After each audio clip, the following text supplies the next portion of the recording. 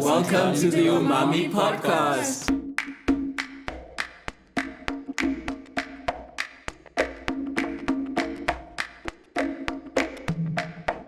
Okay, Umami episode 7. Episode 7. What? Episode 7. We made it. Oh my gosh. I'm so happy to be here. Yeah. And today we kind of have a special guest. Definitely have a special guest. Because my mom is in the house. You have a mother? Yeah. Wow. Mommy Umami. Wow. Mommy, Thank you for having me. Yeah, it's such a pleasure. Welcome, Liesl. Yeah. We were just waiting to get to inviting you. Like We're we building knew up. it'd be like we were just like warming up to. Getting people in the mood. I feel like also it's cool because a lot of the umami vision in me comes from like what you have cultivated. Get your So, flowers. Get your this is flowers. a Kind nice. of where this is roots right here. Get your Yeah. flowers. Get your flowers. What's that saying? The apple doesn't fall far from the tree. Yeah. Wow, tell me. So I had to do that. Yeah. in umami episodes, we don't dawdle long. We just start eating. Okay. Yeah. There's a beautiful spread here. What do you have for us? What Please, can you tell us what is all of this? Yeah. Okay. Be glad to talk about it. This is something Zach grew up with. So today, as I was making certain things, he would taste it and go, "Oh, that's my childhood." And Liza was the same. Little Zach. And we called this Sunday lunch when the kids were growing up, and I would make bread, and there's a story behind the bread and why that happened. But for a lot of what this table represents to me is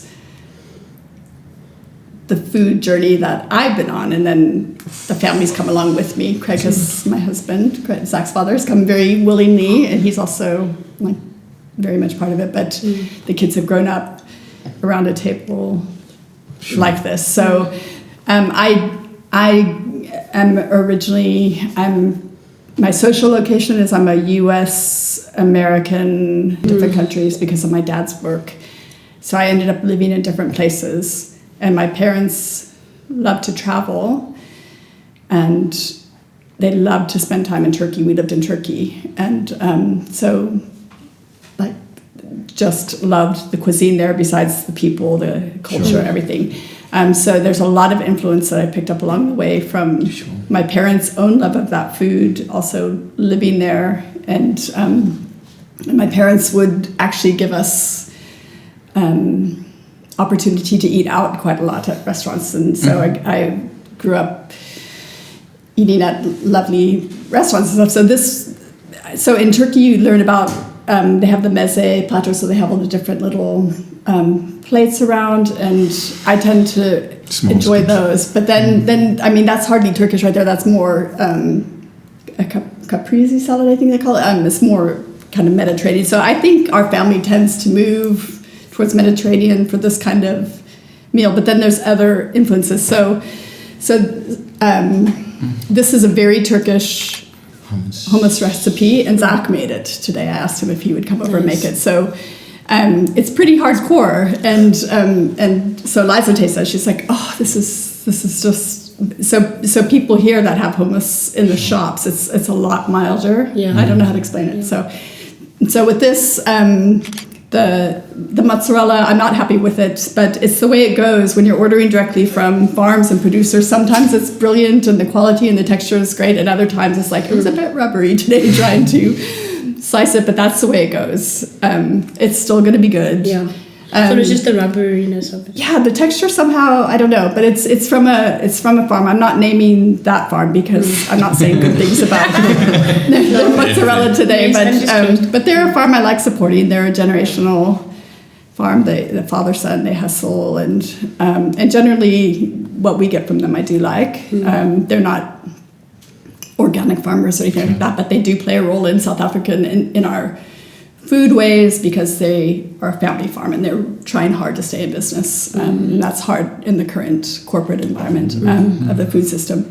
So then, so I'll tell you about the bread later, but because I understand we want to get to the food quickly, so I can tell you the bread journey later, which started all of this. So the bread is the central. It is, but but I will pull a book out if I have to talk about it. So you might want to wait on that, and then So I care about the way people are treated, animals are treated, and the way the earth is treated in farming. So when I'm trying to get food through the food club or different places that we source food as a family, Zaki eats, and the deli meat, I'm so happy about it. I don't eat meat.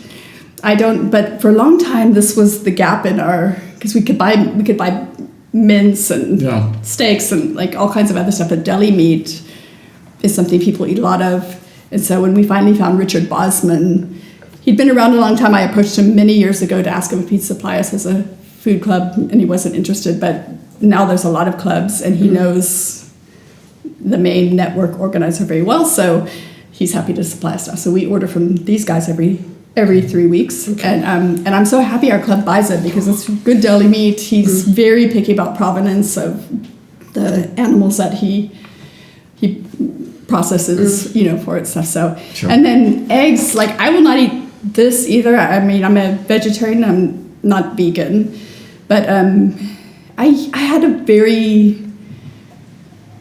troubled relationship with eggs my whole life and stuff. I'm trying to keep liking them because they can be really good in an omelet, but they did gross me out, on the edge of grossing me out. And we started getting good eggs from farms, and they are too strong for me. So the taste of them is now but I'm not willing to eat. I'm not willing to eat eggs from battery farm chickens. Okay. So I try and get it in things, but I like having this kind of table stuff. So and you guys always loved it. Love it. And then Dalewood, this comes from a regenerative farm. They're just outside of Franschhoek, and they farm their cows very well. And I think their cheese is a very good price. It's really good. I think their soft cheese is just so good. The butter comes from Montague. They're one of our oldest suppliers for the food club, and it's really good butter. It's my favorite butter right now.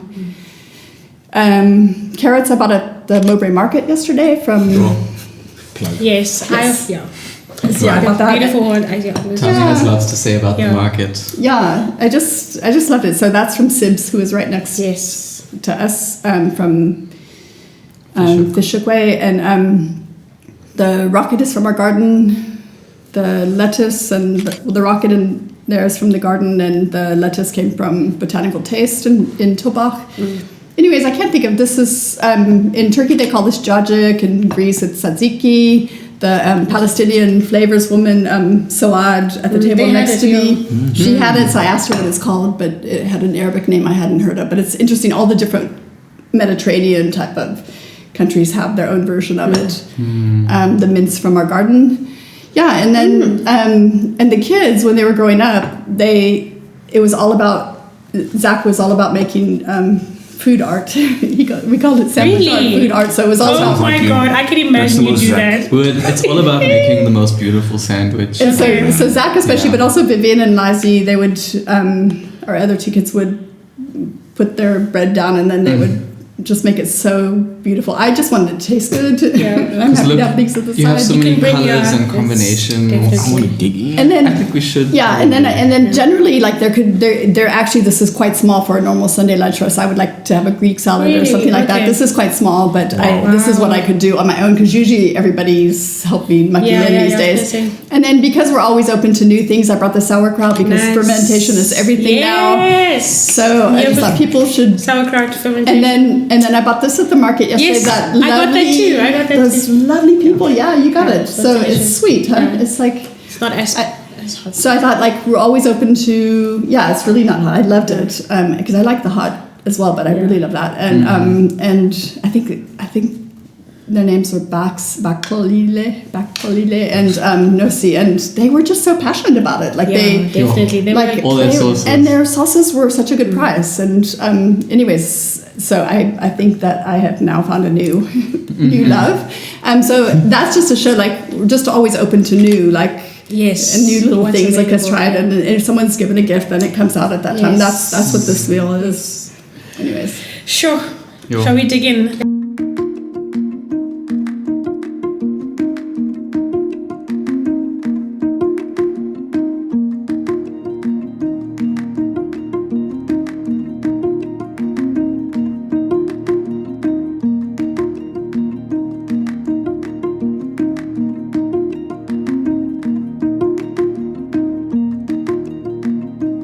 Sure. I'm just here with the bread. Yeah. It's just so delicious. You do so much with bread. So the bread, do you want me to talk about it? Yes, please. So, I think there have been various markers, like if you look back, milestones on my food journey. But when Vivian was less than 2, I think, she had eczema, and then so I was starting to look at dietary stuff, and then this woman that worked with Craig at the warehouse, who's long gone, she went back to England. She gave this book to me as a gift, and this was life-changing. It's called the Whole Food Almanac. Yeah. And she talks about flours being like, I will name brands, Snowflake and Saska flour, like that you just buy at the shops, that they are processed under steel rollers at very high speeds. So it kills all the heat, kills all the good stuff in the wheat kernels, and then stuff is added to it to preserve it on the shelf, so it can sit on the shelf forever. It's bleached to make it whiter. So it's not actually very healthy for people, and there's a reason why there's so many people that are gluten intolerant. Sure. So then this is, you can see this is so old, I don't refer to it anymore, but she talked about this Eureka Mill. So Eureka Mills, you can see it at any of the shops now. But when it was new then, so I used to go and find it. And they do stone ground. So they use 3 sets of rollers and a grinding stone. It's a slower process that leaves the wheat germ intact. And because it generates less heat, there's less loss of vitamins, and enzymes in the process. Sure. So I started making bread just to test it out on Vivi, and her eczema went away. Wow. So it was gone. So then I became a bread maker. I was like, man, I was forever making bread because our family ate so much bread. But every second day? Every 3 or 4 days, I would make 6 loaves, and because the kids. I heard stories about that. It was very popular. Yeah. Sure.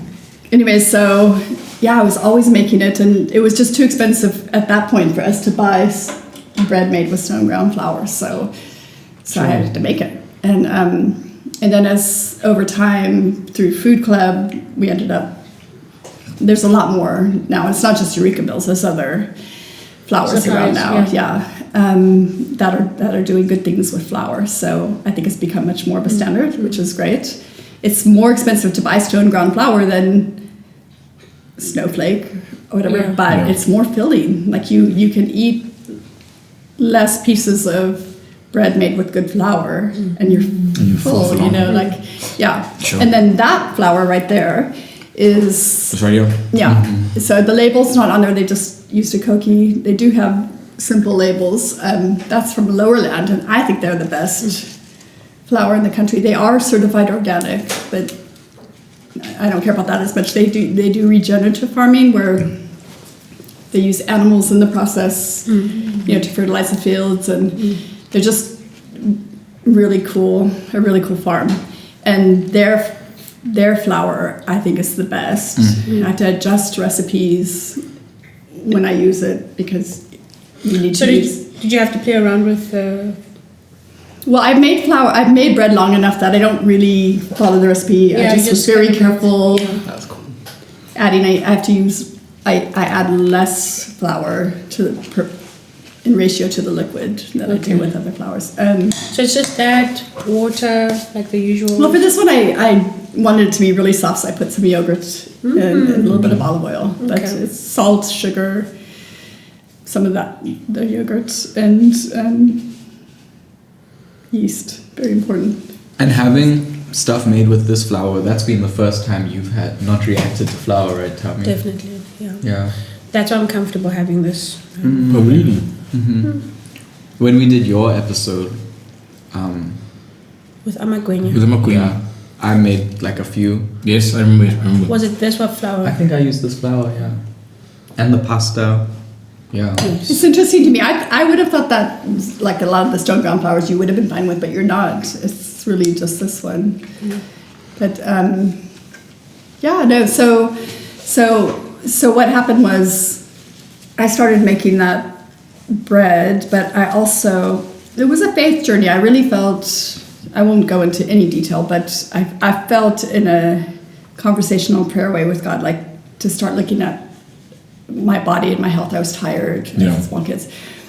And I started looking at sugar, and I realized, like, by the time I'd had breakfast, I'd had so much sugar already. And then, like, even if you eat something that you think is healthy, like wheat mix or whatever, it's like sugar. I started looking at labels. I was like going through supermarkets, like looking at labels for everything. And then I realized, I think a lot of what we're eating is a bunch of chemicals put together with some ingredients that we would recognize and others that we won't. Sure. So I started saying, what's food and what's real about it, like, and what's real food. And so that's why I liked how you were saying earlier, like it's all very simple ingredients. So I really went back to very simple kind of ingredients. They tended to cost more at that time. So it meant I changed the way I cooked, because I did like cooking at that time, and I would, try different recipes. So I had to get a lot simpler with my recipes in order to use better ingredients and use more, just fewer ingredients, better ingredients. And then it was interesting because Craig, husband Craig, he ended up losing quite a lot of weight just with the change in the diet. He's never gained it again.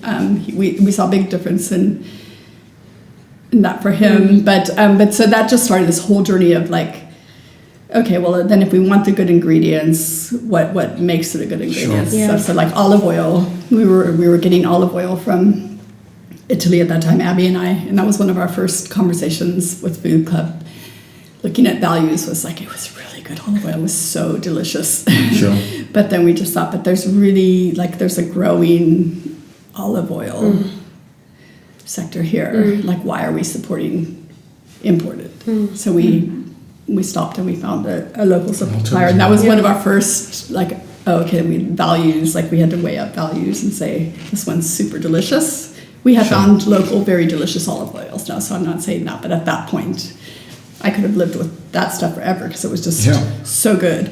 But then we just started looking locally and just said, we are going to choose local. Anyway, so just trying to stick to certain rules about who's being honored at the table, what's being honored, who's not. And then having a sense of humor about it. Abby and I always talked about that because like letting the kids have sodas once a week. They would get it at parties and stuff too. But, stuff, like not being like too painful about it. Like try not to be. Yeah.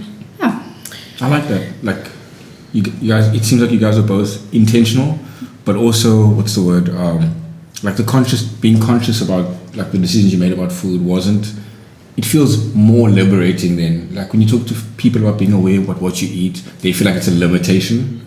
But I think the way you guys always speak about it was more liberating than like a thing that was restricting.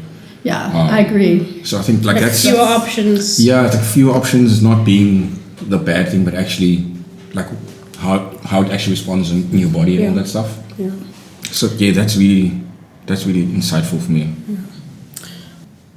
Can you show us about like what I think in your thesis you call it a solidarity purchase group?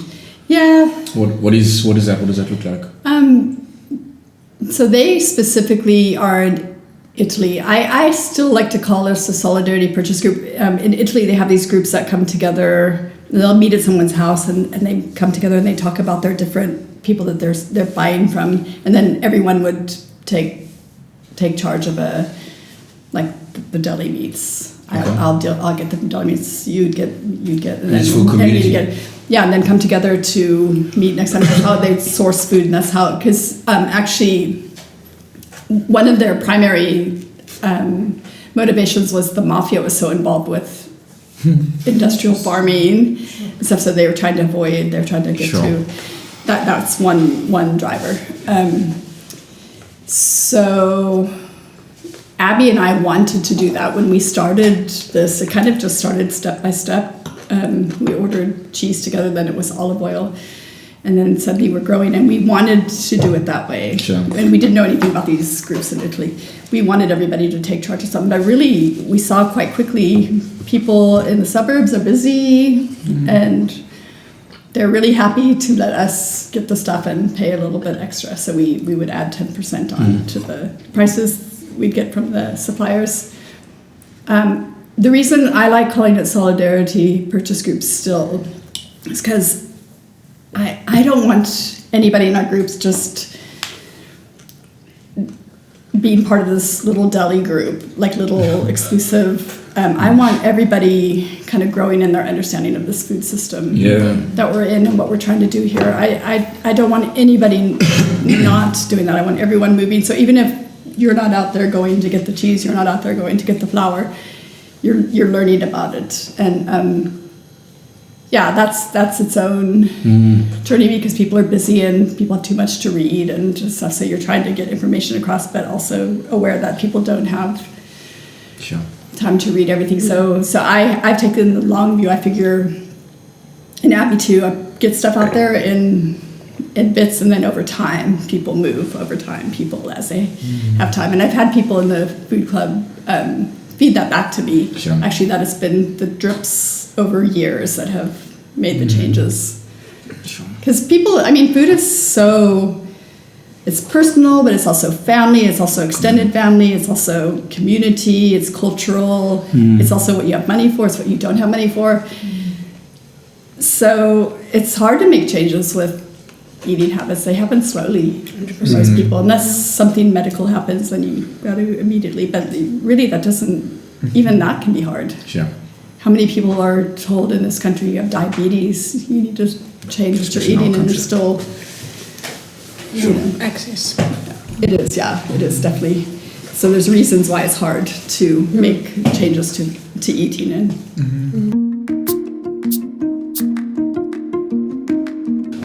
Also, what I like about like your process was like when you know there are alternatives and you can make better decisions. I feel like as a consumer or neighbor, as you say, is that if people don't know, then they obviously feel like they're stuck in that loop. You go to your supermarkets and you don't know the process of how the food is made. It's easy, it's accessible. There's checkers 60/60 now. They deliver. You're just so disconnected from the process because it feels convenient. But like once after reading your between more, so like if people are just more aware that there are alternatives and that are like better for the environment, better for communities even. You know, like if you like, I'm just as you're speaking, I was imagine people like collectively made like choices about like how they get their groceries, you know, or we get our groceries in bulk together from a particular supplier because we are intentional about that as a community. Like I feel like it gives the individual or communities like better like bargaining power with suppliers and stuff, because we feel it definitely does, you know, like because now it's like you can't negotiate prices if that place says, if that supermarket says that's the price, then that's the price. And if that community values that maybe that ingredient or that good, then you'd have like, it feels like everyone is just so disconnected from. Just happy to have it there. But the other thing is the producer that you might be wanting to buy from as a community, they want to deal with people that are going to be respectful of them, and they don't want. Supermarkets right now are so powerful in the South African system. They're price setters, so they set the price with what they pay farmers. They set the price for processors. They set the price for consumers. So I don't want to hear about high food prices. Supermarkets are very much in the mix of causing those. They have a lot of control. So farmers have to take their prices. So one of the biggest reasons I'm involved with food clubs is that we allow them to set the price. And I mean, it's like what? So we're trusting them. So we're treating them with respect. We expect them to treat us with respect, and they can say, "This is what I need to make," and we can talk if it gets. I mean, food prices are just going up and up right now because the input costs and everything. I mean, this is a global problem right now, issue, but. Yeah, I mean it's very different to to deal with somebody and then let them say, this is what I need to make Sure. for producing this, and it's like, okay, then we'll buy it. And they're happy to deal with, like we try and get wholesale prices from the suppliers that we buy from, and because we're giving them enough business collectively together. But sometimes we don't get wholesale prices, and I honestly don't care. Like it's like if we're doing what we need to do to help some of the producers stay afloat, that's great. But that's it takes money to do that. So I think the more people that band together, that's great, because then you have bigger leverage, and it's better for the producers. But we are talking about people in this country who do have money to make choices with their food, and there's a lot of people that don't have 100%. choices. Yeah, I was gonna say that proximity makes a big difference, because I feel 100%. like even when I hadn't met Zach, the way that I engaged with food was what it was, but not as intentionally as it has grown because of my proximity to him, and then by virtue of that to the family, and then the food club, and then the market. So I think about other contexts, right? Other spaces and communities where there might not necessarily be proximity to these networks, and how like it's important to name that as a reality, especially also in this country, with who has access to these clubs. And I remember telling my sister once, I was like, sis, I'm going to buy, I have a friend who sells veggies, and it's so cool, and it's organic, and you know the stories about the flower. She's like, that sounds great, I love that for you. And then she's like, I'm happy to go to the shop and just buy the thing from Pick and Pay, because it's easy for me. And I had to obviously it's 100% receiving that, and receiving people for where they are and their decisions, and however they come to those decisions, but then also saying, okay, but there's room to have conversation and bring people on a journey. 100%. So I noticed even when I went home, my mom then started growing spinach recently, and green pepper and stuff, because I was just like, Mama, do you see that bucket there? What if you poured soil and you whatever, what if she was like, and then that small little conversation about it's actually quite easy. Suddenly she's doing this seemingly insignificant thing, but there's a bit of a shift there. So it's acknowledging, it's like all of these things exist within context and asking questions around access, but there's always room for conversation and to bring people into different ways of engaging. And then also us being generous, those of us that do have access, and we've got capacity to then be generous with those who don't. That give us today our daily bread. Just reading around the economics of that and stuff, another article that I've just been reading recently, so it's just giving me so much to chew on and stuff. But it's not supposed to be I hate it when people just totally individualize the Lord's Prayer or the disciples' prayer, because it's give us today our daily bread. So we should all be eating, not just 100%. me, not just my table with my family, but my household. Anyways, lots we could talk about. Yeah.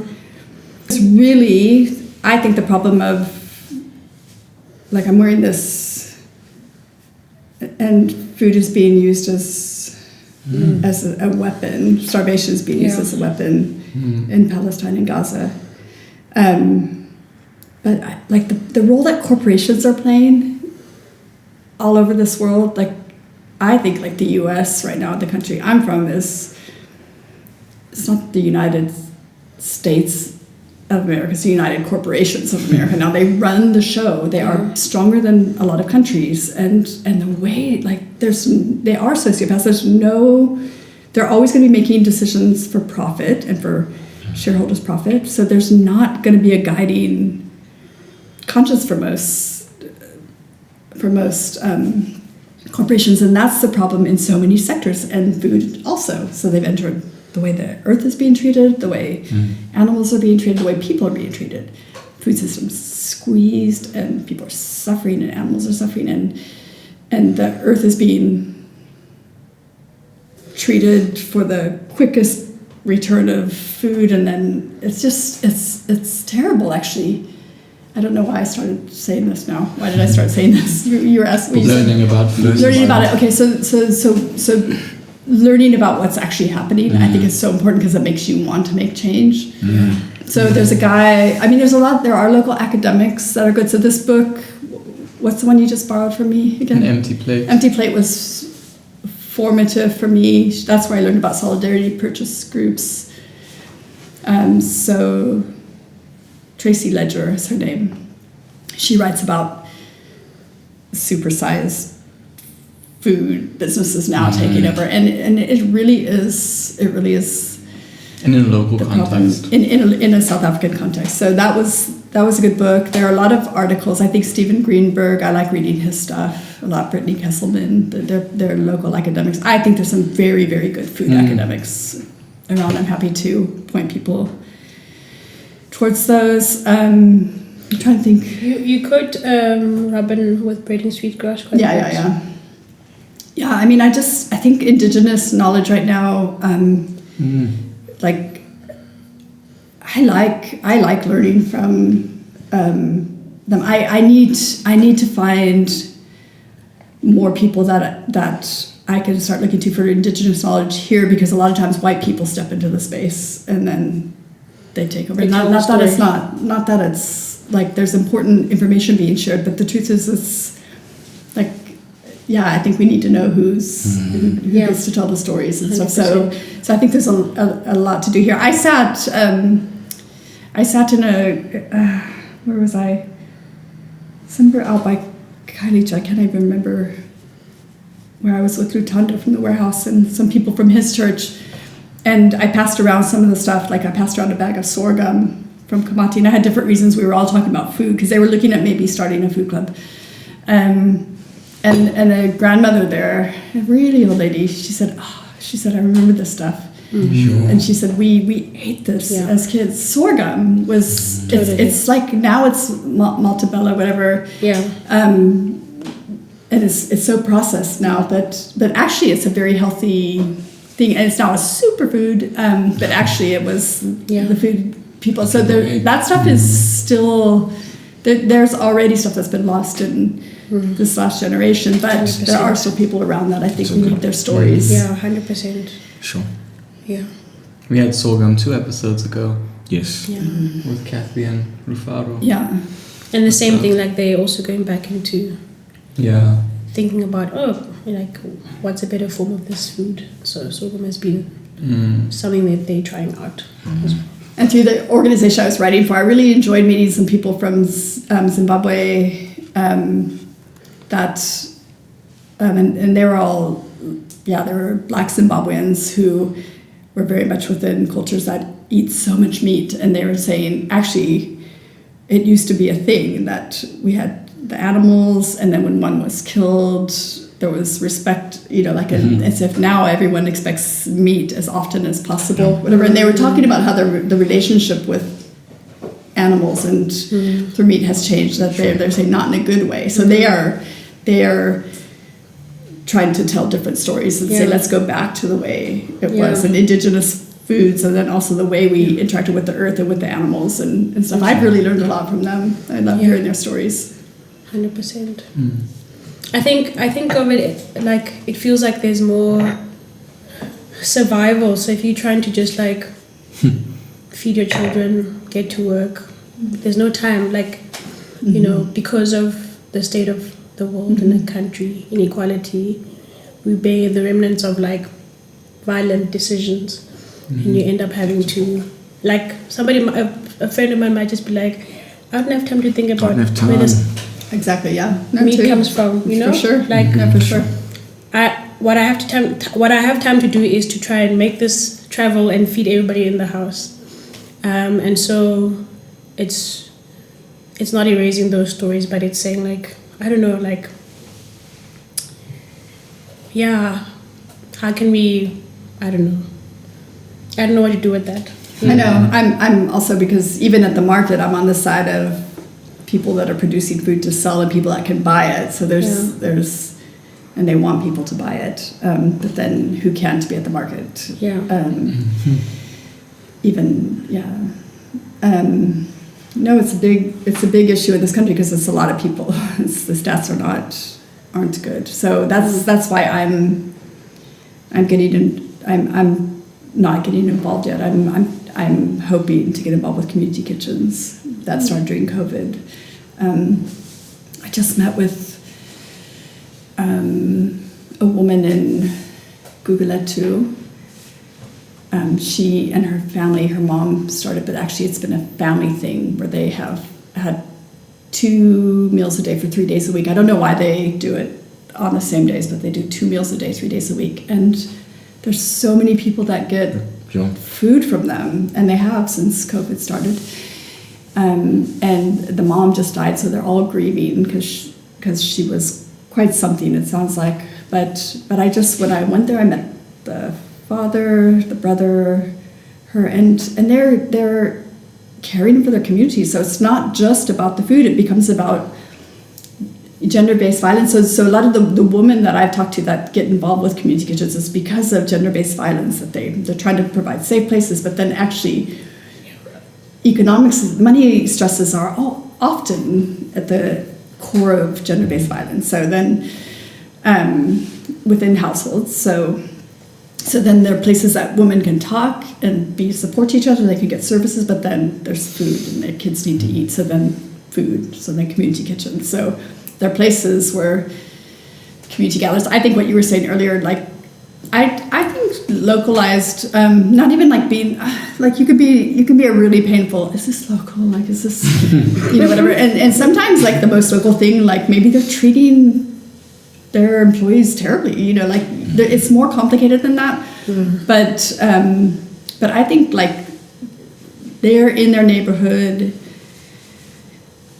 hands in, caring for their neighbors and stuff, and that local is very good. And if my interest is trying to find ways to get food to them that will be good and won't go through supermarkets. Like I really want to find ways to not move food that doesn't come through. Like that's actually because like COVID actually helped Checkers business. Checkers grew so much in their company strength because of COVID. So I would like to find ways that are like helpful to our food ways around us, and but I think local neighbors, like neighbors knowing neighbors and caring. It's like us here. I actually kind of wish that our food club was all people that live just. I think it should be local. There should be clubs all over the place because then they can be local, and then it's not as painful. Like to try and make a plan to get there, and if that makes sense, I don't know. I know of a version of a food club that I'd hear about from my mom, which is a Stokvel. Stokvels was basically food, But similar imagination. Yeah, similar model, but different in the sense that it's more like putting money together or like... Yeah. I read a lot about them for my master's. Yeah, different ways to make food accessible. So it's all around like food security, I guess. Yeah, security, and that's a big thing for us. Sure. Food is crazy, man.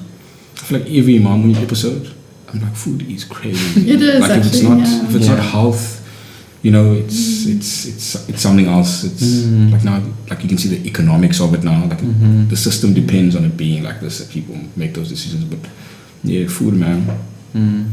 When the food does not come from a flock in the sky, when you don't feel the warm feathers cool in your hand, and you know that a life has been given for yours, when there is no gratitude in return, that food may not satisfy. It may leave the spirit hungry while the belly is full. Something is broken when the food comes on a styrofoam tray wrapped in a slippery plastic, a carcass of a being whose only chance at life was a cramped cage. That is not a gift of life, it is a theft. So, is that a quote from Braiding Sweetgrass? So yeah, wish I'd written that. But I'm very happy to quote beautiful writing or beautiful thoughts and writing. Yeah. Thank you, Mommy. Cool. Thank you. Thank you so much. Umami episode 7. Yeah. Thank you, Liesl. Yo, that is